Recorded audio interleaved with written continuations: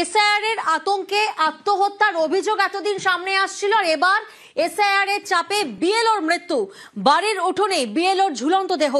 কাজের চাপে আত্মহত্যার অভিযোগ পরিবারের। মালবাজারের রাঙামাটির ঘটনায় রীতিমতো চাঞ্চল্য।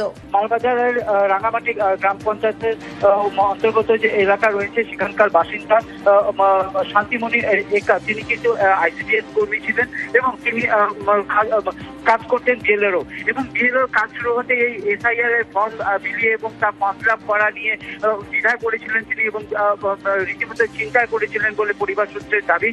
অত্যাধিক চাপের চোটে তিনি সেই চাপ সামলাতে না পেরে আজ ভোর নাগাদ তিনি বাড়ির উঠোনের পাশে একটি গাছে গলায় জড়িয়ে কিন্তু আত্মহত্যা করে বলে পরিবারের তরফে দাবি, এবং গোটা ঘটনায় কিন্তু শোকের ছায়া নেমে এসেছে গোটা এলাকায়। कोई फॉर्म कर लेके उल्टा पल्टा भर देता है, यहाँ पे आके उसको एकदम फिर करेक्शन करना उसको बहुत एकदम मुश्किल हो जा रहा था।